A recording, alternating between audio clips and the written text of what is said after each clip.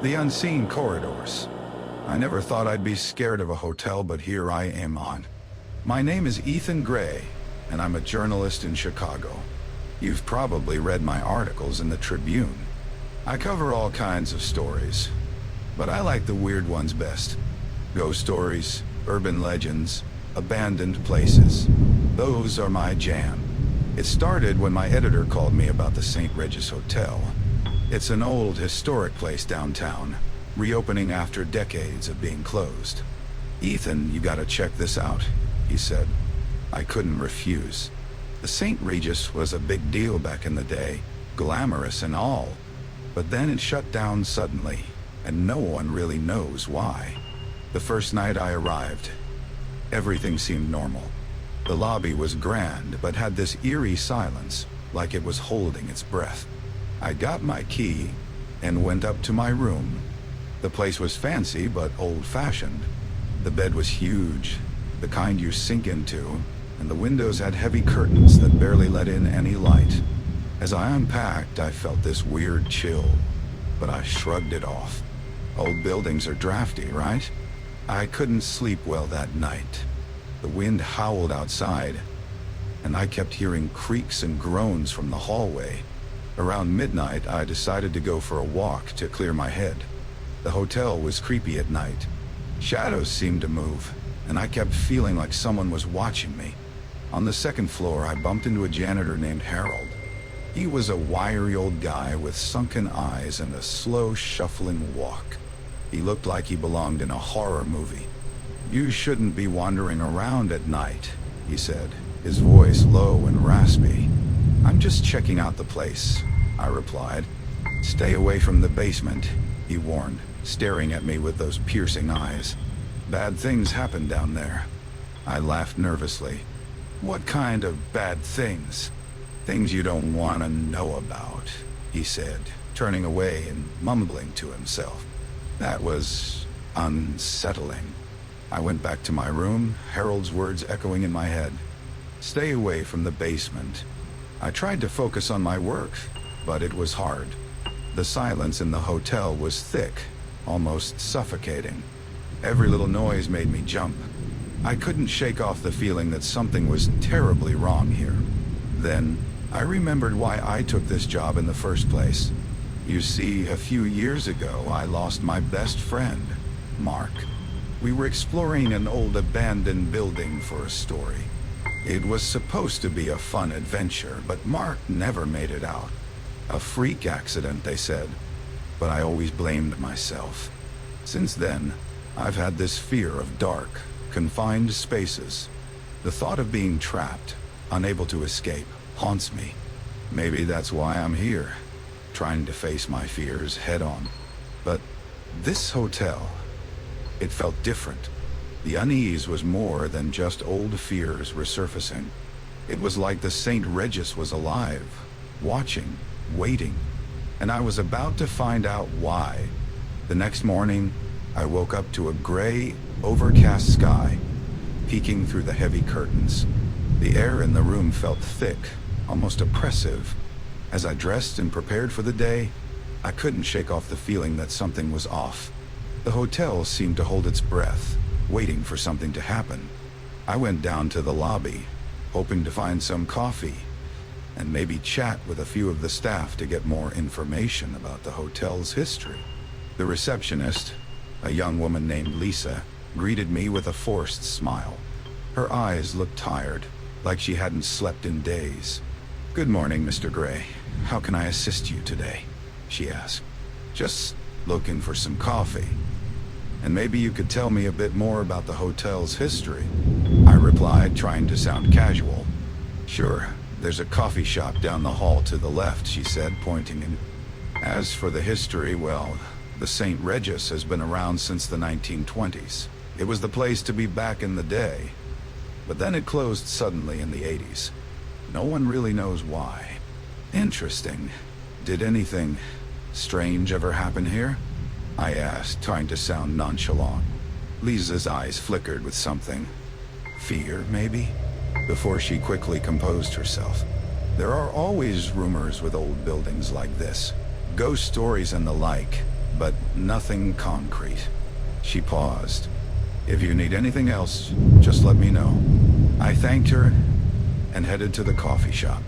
As I walked, I noticed the paintings on the walls. They were all old, faded, and depicted scenes from the hotel's heyday. One painting caught my eye. It showed a group of people in the grand ballroom, but their faces were oddly blurred, almost like they were smudged out. I shook off the unease and got my coffee. As I sat down, I overheard a conversation between two guests at the next table. "Did you hear those noises last night?" One of them whispered. "Yeah, sounded like footsteps in the hallway. But when I checked, no one was there," the other replied, looking around nervously. Footsteps. That sent a shiver down my spine. I decided to explore the hotel some more. The hallways felt longer than they should be, stretching out into dimly lit corridors that twisted and turned in ways that didn't make sense. Every so often, I'd catch a glimpse of movement out of the corner of my eye, but when I turned, there was nothing. As I walked, I couldn't shake the feeling of being watched. My skin prickled, and I kept glancing over my shoulder. The walls seemed to close in, the air grew colder, and the faint smell of damp and decay lingered in the air. Eventually, I found myself in front of a door that wasn't on the map of the hotel I'd seen earlier. It was an old wooden door, slightly ajar, with a sign that read "Staff Only." Curiosity got the better of me, and I pushed it open. Inside was a narrow staircase leading down into darkness. The basement. Harold's warning echoed in my mind. Stay away from the basement. But something compelled me to take a step forward. As I did, I heard a faint whisper, almost like a breath against my ear. "Don't go there," it seemed to say. I froze, heart pounding. I backed away and let the door close with a soft click. My mind raced with possibilities, each more unsettling than the last. I needed answers, but for now, I decided to heed the warning. There was something very wrong with this place, and I was determined to find out what. As I walked back to my room, I bumped into Harold again. He looked at me with those piercing eyes and said, "You're starting to see it, aren't you? The hotel, it's waking up." I didn't know what to say, so I just nodded. Harold leaned in closer and whispered, "Be careful, Ethan. Some doors should never be opened." I watched him shuffle away, my mind swirling with questions. The St. Regis Hotel was hiding something dark, and I was just beginning to scratch the surface. The feeling of dread grew stronger with each passing moment, and I knew that whatever secrets this place held, they were not meant to be uncovered. The next few days were a blur of strange occurrences and creeping dread. I tried to focus on my work, but my mind kept drifting back to the basement door and Harold's warnings. I found myself wandering the halls late at night, searching for answers that seemed just unreachable. One evening, as I sat in the dimly lit bar nursing a drink, Lisa joined me. She looked exhausted, her face pale and drawn. "You look like you could use a break," she said, attempting a weak smile. "Yeah, this place is starting to get to me," I admitted, taking a sip of my whiskey. "Have you noticed anything weird going on?" She glanced around nervously before leaning in. "I shouldn't be telling you this, but yes, ever since we reopened, strange things have been happening. Guests complain about noises, lights flickering, and feeling like they're being watched. Some have even checked out early, saying they couldn't stand it." "Why stay then?" I asked, genuinely curious. Lisa sighed. "I need this job, and I guess a part of me wants to believe it's all just stories, nothing real. But it's hard when you're here every day." We sat in silence for a moment, both lost in our thoughts. Then she spoke again, her voice barely above a whisper. "You know about the basement, right?" I nodded. "Harold warned me, said bad things happened down there." Lisa shuddered. "There are rumors. They say the hotel's owner back in the 1930s was into some dark stuff, occult rituals, human sacrifices. People went missing, and when the police finally investigated, they found hidden rooms in the basement. Rooms full of horrible things. themselves. The owner disappeared, and the hotel was shut down. Her words sent chills down my spine. Why reopen it then? Money, she replied bitterly. The new owners don't care about the history, just the profits. As Lisa left, I felt a surge of determination. I had to know the truth. I couldn't just walk away. That night, I decided to confront Harold again. Maybe he knew more than he was letting on. I found him in the boiler room, tinkering with some old machinery. "Harold, we need to talk," I said, my voice firm. He looked up, his eyes weary. "I told you to stay away from the basement, Ethan." "I know, but I can't. I need to know what's going on here. Please, just tell me." Harold sighed, wiping his hands on a rag. "All right. You deserve to know. The hotel. It has a life of its own. The rituals performed here awaken something. Something that feeds on fear and suffering. The hidden rooms are a trap, a lure for the curious and the desperate. Once you go down there, there is no coming back." My heart pounded in my chest. "But why you? Why stay here?" "Someone has to keep it contained," he replied quietly. "I have been here for decades, watching, waiting. But it's getting stronger. I don't know how much longer I can hold it back. Is there any way to stop it?" I asked, desperation creeping into my voice. Harold shook his head. "I don't know. But if you're determined to go down there, you need to be prepared. The hotel will try to break you. It will use your fears against you." His words hit me hard. My fear of confined spaces, of being trapped, flashed through my mind. Could I face that? Did I have a choice? That night, as I lay in bed, my thoughts were a chaotic mess. Memories of Mark's death haunted me. I saw his face, heard his voice. "You can't let this place win, Ethan," I whispered to myself. "You have to face it." Sleep eluded me, and when dawn finally broke, I felt a grim resolve settle over me. Today, I would go down to the basement. I had to know the truth, no matter what. Before heading down, I made a call to my editor, hoping for some last-minute reassurance.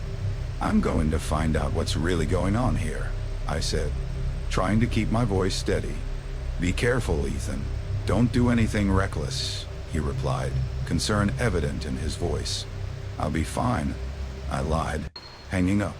My hands trembled as I pocketed my phone. Standing before the basement door, I took a deep breath. My heart raced, and every instinct screamed at me to turn back. But I couldn't. This was bigger than my fears. I had to uncover the truth, for Mark, for myself, for everyone who had suffered because of this place. With a final, shaky breath, I opened the door and stepped into the darkness. The staircase creaked under my weight as I descended into the basement. The air grew colder with each step, and the faint smell of dampness and decay became stronger. My flashlight cut through the darkness, but it felt like the shadows were closing in, swallowing the light. I reached the bottom and found a long, narrow hallway. The walls were lined with old, peeling wallpaper, and the floor was covered in a thick layer of dust. As I walked, my footsteps echoed unnervingly, each sound amplifying the sense of isolation. I came across the first hidden room. The door was slightly ajar, and I hesitated before pushing it open. Inside, the air was even colder. The room was filled with old furniture, covered in white sheets. I pulled one off, revealing an antique mirror. My reflection stared back at me, but something was off. The eyes in the mirror seemed to follow me, filled with a malevolent intelligence. I quickly left the room and continued down the hallway. Each step felt heavier, and my mind raced with thoughts of Mark and the darkness that took him. I couldn't let this place consume me. Suddenly, I heard a noise behind me. I spun around, my flashlight beam shaking. It was Harold. His expression was grim, and his eyes seemed darker than before. "You shouldn't be here, Ethan," he said, his voice echoing through the hallway. "I need to know the truth," I replied, trying to keep my voice steady.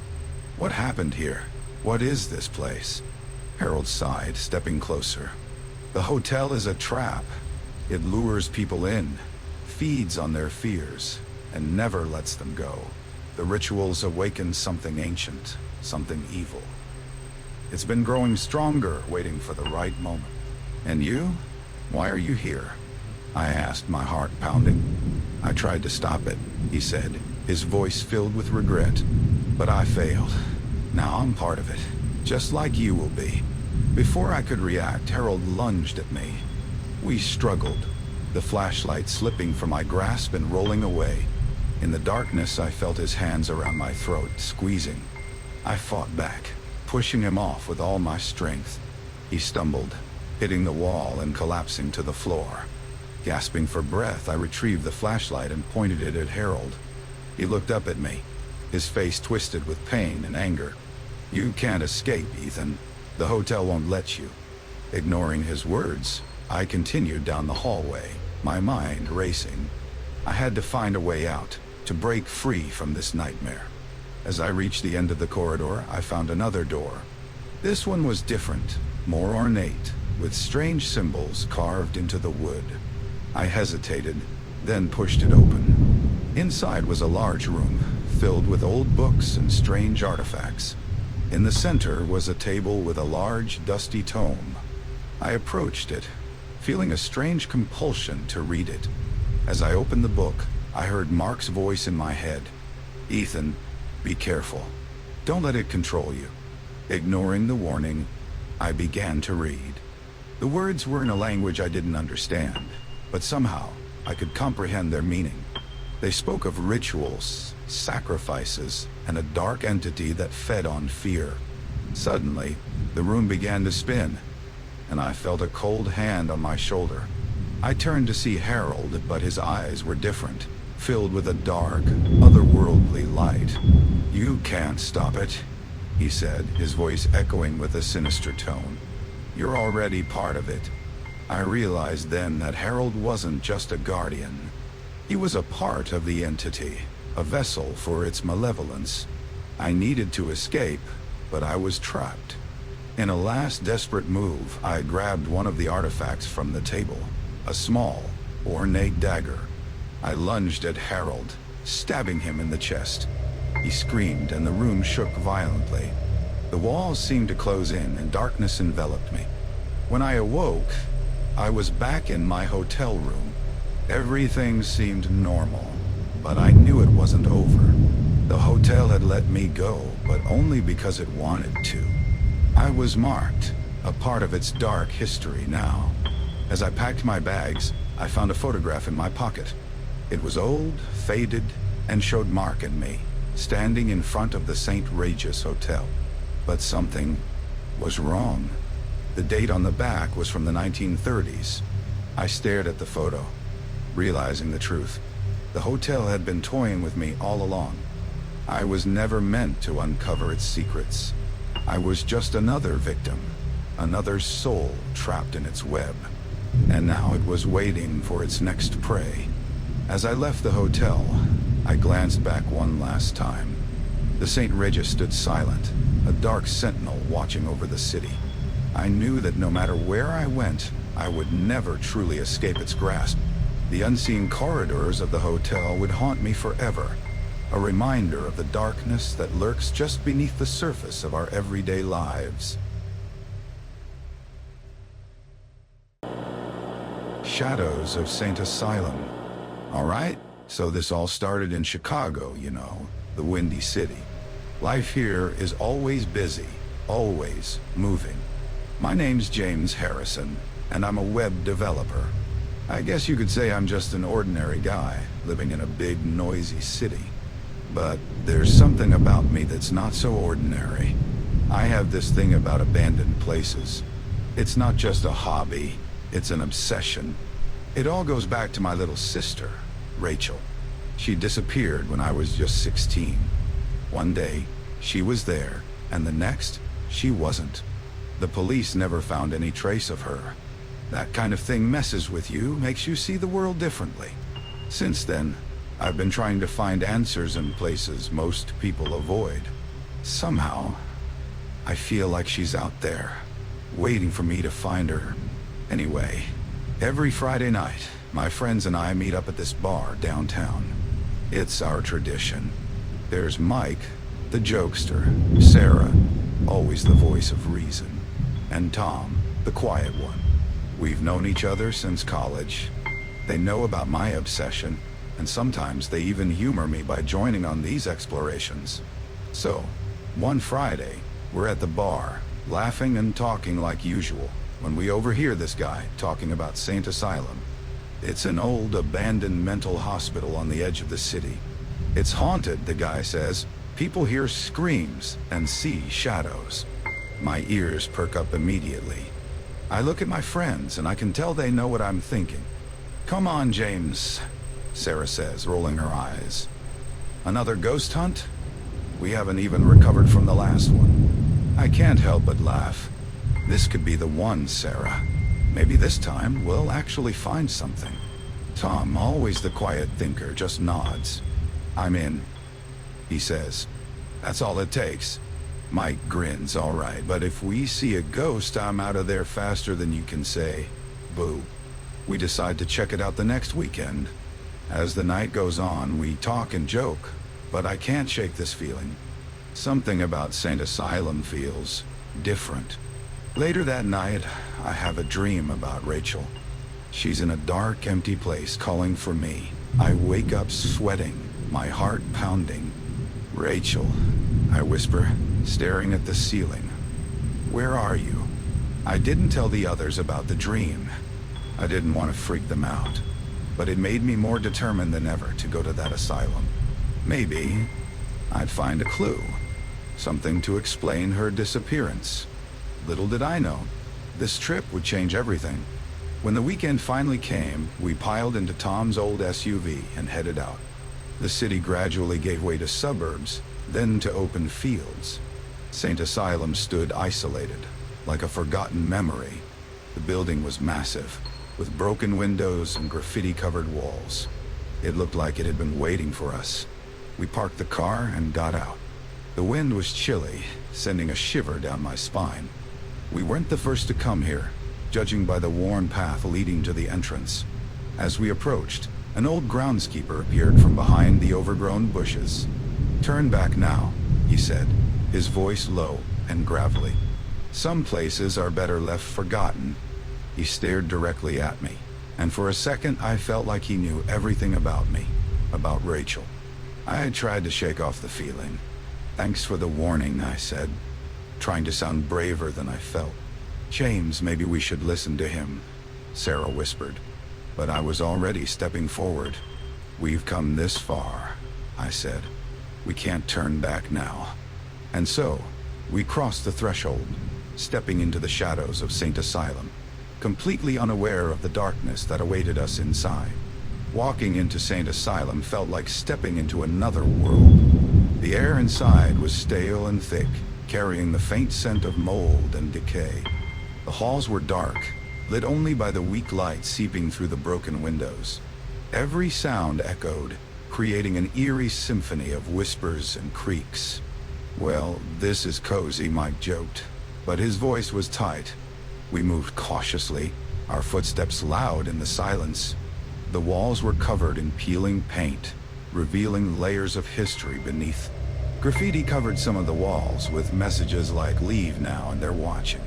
I noticed Sarah shivering, though it wasn't that cold. "You okay?"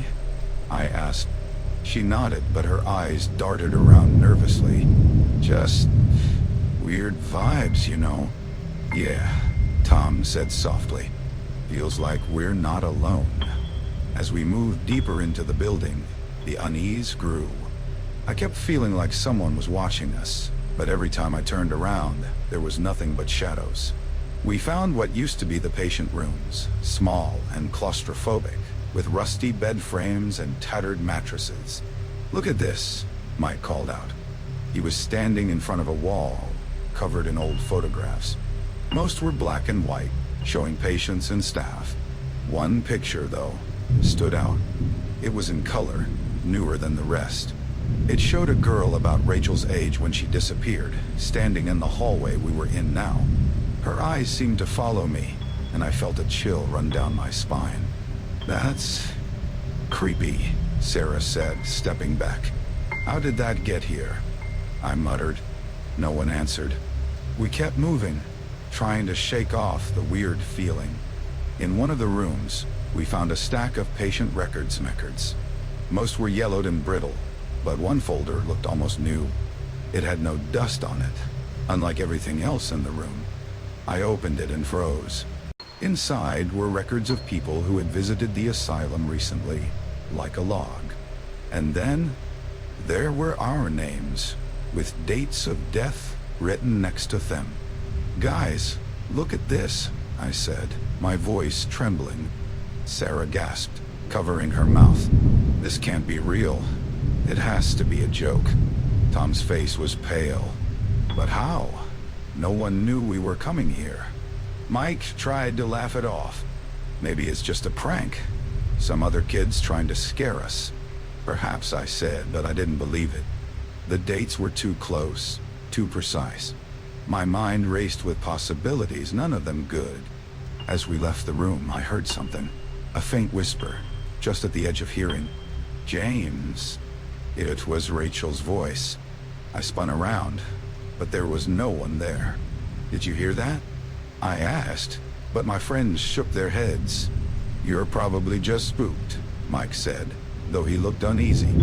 We continued exploring, but the atmosphere was getting heavier. The walls seemed to close in, and the shadows grew darker. Sometimes we'd hear a door creak or a distant thud, making us jump. We reached the main hall, where a massive staircase led to the upper floors. The steps were covered in dust, but the handrail was polished clean, as if someone had been using it recently. "Who do you think still comes here?" Sarah asked, her voice echoing. "People like us, looking for a thrill," Mike said. "Or maybe something else." As we climbed the stairs, the building seemed to come alive with sounds, murmurs, footsteps, and faint, eerie music. My heart pounded with each step, the feeling of dread growing stronger. On the second floor, we found the old records room. It was filled with shelves of dusty files, old typewriters, and broken furniture. As we searched through the mess, I found a journal belonging to the head doctor. The last entry was dated the day before the asylum closed. It spoke of strange occurrences, patients disappearing, and a growing darkness within the walls. "We need to leave," Sarah said suddenly. "This place isn't right. Let's just check out the basement," I said, feeling an inexplicable pull. "Then we can go." Reluctantly, they agreed. We made our way back to the main hall, but as we descended the stairs, the feeling of being watched intensified. The shadows seemed to flicker, and the air grew colder. "Did you feel that?" Tom whispered, his eyes wide. "Yeah," I said, my voice barely a whisper. "Something's not right." We reached the basement door, and as I pushed it open, a cold gust of air rushed out, carrying the faint sound of someone crying. I hesitated, but the thought of Rachel pushed me forward. As we stepped into the darkness, I couldn't shake the feeling that we were walking into a trap. The basement was a maze of corridors and rooms, each more decrepit than the last. The further we went, the more oppressive the atmosphere became. "Let's make this quick," Mike said, trying to sound brave. "This place gives me the creeps." We reached the end of the hallway, where a large rusted door stood slightly ajar. The crying was louder now, unmistakable. With a deep breath, I pushed the door open, and we stepped into the heart of the asylum's darkness. The basement was a nightmare brought to life. The air was cold and damp, carrying the metallic scent of rust and something else, something foul. The faint crying continued, echoing through the dark corridors. We hesitated at the door, the unknown ahead of us almost too terrifying to face. "James, are you sure about this?" Sarah asked, her voice trembling. "Maybe we should just go." "We're here now," I said, trying to sound confident. "We need to see this through." But inside, I was just as scared as she was. The thought of Rachel kept me going, but doubt gnawed at me. What if this was a mistake? What if we were walking into something we couldn't escape? Mike pushed past me, trying to take the lead. "Let's get this over with," he muttered. "I don't want to be here any longer than we have to." Tom followed quietly, his eyes darting around, every shadow a potential threat. He had always been the calm one, but now I could see the fear in his eyes. It made my own fear feel even more real. We moved deeper into the basement, the crying growing louder, more desperate. The walls seemed to close in, and the darkness felt alive, pressing in on us from all sides. My flashlight flickered, casting eerie shadows that danced and shifted. "I hate this place," Sarah whispered, her voice breaking. "It's like it's alive." "Stay close," I said, my voice more steady than I felt. "We'll get through this together." As we turned a corner, the crying suddenly stopped. The silence was deafening, more terrifying than the sound had been. We found ourselves in a large room, filled with old medical equipment and broken furniture. In the center of the room was a chair, and in the chair was a figure, hunched over, sobbing quietly. "Hello, Elise," I called out, my voice echoing in the empty space. The figure didn't move. We approached slowly, every step feeling like a step into the unknown. As we got closer, I could see that it was a girl, her hair matted and her clothes torn. She looked up as we approached, and I gasped. It was Rachel. "James?" she said, her voice barely a whisper. "Rachel." I rushed forward, dropping to my knees in front of her. "Rachel, it's me. I'm here." Her eyes were wide with fear, and she clung to me desperately. "You have to leave," she said. "You shouldn't be here." "We're not leaving without you," I said firmly. "We're getting out of here, all of us." Mike, Sarah, and Tom stood behind me, watching in shock. "James, is this real?" Tom asked, his voice shaky. "I don't know," I admitted, "but we can't leave her here." As I helped Rachel to her feet, the room seemed to grow darker, the shadows deeper. The walls seemed to pulse, as if the building itself was alive, reacting to our presence. "We need to go," Sarah said urgently. "Now." "No." We turned to leave, but the door slammed shut, trapping us inside. The shadows grew darker, swirling around us. The air grew colder, and I could feel a malevolent presence closing in. "This place doesn't want us to leave," Mike said, his bravado fading. "What do we do?" "We fight," I said, my voice steady. "We don't give up." But as the darkness closed in, I felt a wave of despair. What if we couldn't get out? What if we were trapped here forever, just like Rachel? "James," Rachel whispered, her voice trembling. "There's something you need to know." "What is it?" I asked, my heart pounding. "I didn't just disappear," she said, tears streaming down her face. "I was taken. This place, it takes people. It feeds on them." I felt a chill run down my spine. "We need to get out of here," I said, more urgently. "Now." We moved towards the door, but the shadows blocked our way, twisting and writhing like living things. I felt a hand grab mine, and I looked down to see Rachel clinging to me. "Don't let go," she said, her voice desperate. "I won't," I promised.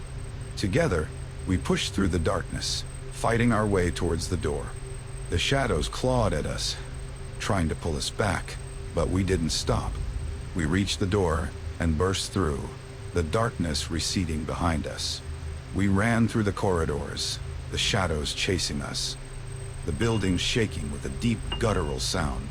It felt like the asylum itself was alive, trying to keep us trapped. "Keep going," I shouted, my voice echoing. "Don't stop." We reached the stairs and scrambled up, the shadows close behind. As we reached the top, the crying started again, louder and more desperate. I looked back and saw the figure of a man, standing in the darkness, watching us.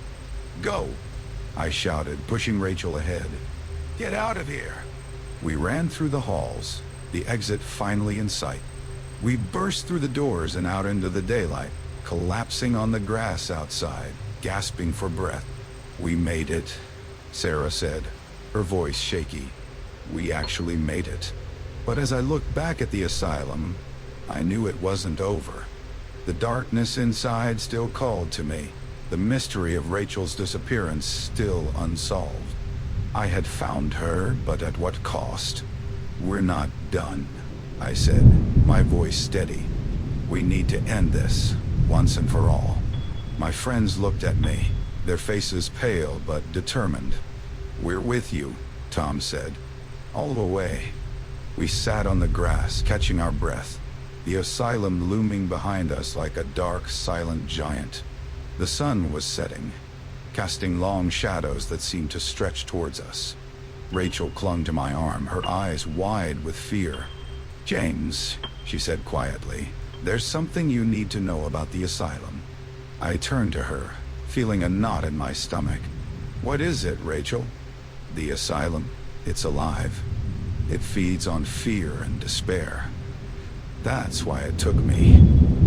And that's why it won't let us go. We have to destroy it," Sarah said, her voice firm. "But how?" "We need to find its heart," Rachel said. "The place where the darkness is strongest. If we destroy that, we can free everyone trapped here." "All right," I said, standing up. "Let's go." We made our way back to the entrance, steeling ourselves for what lay ahead. The sun had almost set, and the building seemed to glow with an eerie light. We stepped inside, the air growing colder with each step. The corridors were darker than before, the shadows thicker and more menacing. We moved cautiously, our flashlights flickering as if the darkness was trying to snuff them out. "Stay close," I said, my voice barely a whisper. "We can't get separated." We made our way to the basement, the crying starting again, louder and more desperate. We followed the sound, the walls closing in around us. The darkness felt alive, pressing against us, trying to stop us. At the end of the hallway, we found another door, larger and more imposing than the others. Rachel hesitated, her hand trembling as she reached for the handle. "This is it," she said. "The heart of the asylum." We pushed the door open and stepped inside. The room was vast and empty, with a single figure standing in the center. It was the man we had seen before, his eyes glowing with an unnatural light. "Welcome," he said, his voice echoing. "I've been expecting you." "Who are you?" I demanded, stepping forward. "I am the keeper of this place," he said. "I feed the asylum, and in return, it gives me power." "We're here to destroy you," Sarah said, her voice shaking but determined. The man laughed, a cold, chilling sound. "You cannot destroy what you do not understand. This place is a part of me, and I am a part of it." "We'll see about that," I said, raising my flashlight like a weapon. The man raised his hand, and the surrounding shadows surged forward, enveloping us in darkness. I could hear my friends shouting, but their voices were muffled, as if coming from a great distance. "James?" Rachel's voice cut through the darkness, clear and strong. "You have to believe. You have to fight." I struggled against the shadows, feeling them clawing at me, trying to pull me down. I thought of Rachel, of the years I had spent searching for her, of the friends who had stood by me. I felt a surge of determination. "No," I said, my voice growing stronger. "I won't let you in." I pushed forward, the darkness receding before me. I reached the man and grabbed his arm, feeling a shock of cold run through me. "You are nothing," I said, staring into his glowing eyes. "You have no power over us." With a final surge of strength, I pushed the man away, and the surrounding darkness shattered like glass. The room filled with light, and the man screamed, his form dissolving into nothingness. The asylum began to shake, the walls cracking and crumbling. We ran for the exit, the building collapsing around us. We burst out into the open air just as the entire structure fell in on itself, a cloud of dust rising into the sky. "We did it," Sarah said, her voice filled with relief. It's over. But as we stood there, catching our breath, I felt a strange sensation. The ground beneath us seemed to shift, and I looked down to see that we were standing on a huge blackened heart, pulsating with a dark energy. "We haven't destroyed it," Rachel said, her voice filled with despair. "We've only set it free." As we watched, the heart began to beat faster, the ground cracking and splitting around it. The darkness we had fought so hard to escape was spreading, reaching out to envelop the city. "We have to warn everyone," I said, grabbing Rachel's hand. "We have to stop it." But deep down, I knew the truth. The darkness was out, and there was no stopping it. Our fight had only just begun.